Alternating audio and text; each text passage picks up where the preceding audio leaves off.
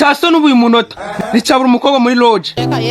Okay, twinakurikodinze ibyo twavuze byose yari prank. Ndaza kumwumvisha urukundo rwa sheri wa mukunda. Yababa gwe wibesha ugatenda sister nago wancika. Nani njye twatse.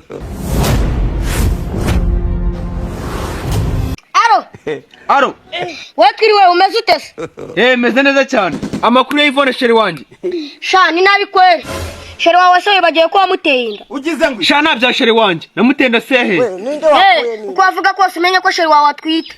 Kavu. Aho kantu ka sheri sinongeye kumva mu kanwa kawe. None se sheri wawe? Sheri wahe baragushuka.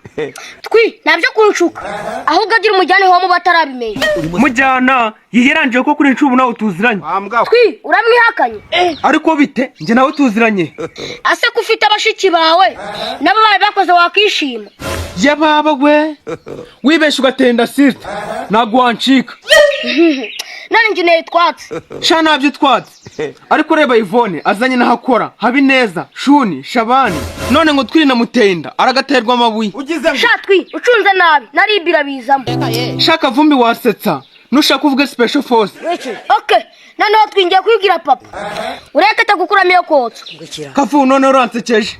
Cyaso n'ubuye munota nticyabura umukobwa muri lodge. Aho niho muhurira muri mu mabi. Sha nabya mabi. Amabi gusa. Ahubwo izinda muri gutera mu kazi hakana. Ziraza kubakoraho. Baragushuka sha. Ikinda cyo wakiyobyina. Cyakoze mbonye ko wabeshaga Ivone. Namubeshaze ko icyo nashaka nakibonye yaza mbaza iki. Okay, twinakurikodinze ibyo twavuze byose yari prank. Ndaza kumwumvisha urukundo rwa sheri wa mukunda. Kavu nakinaga. Dissolve.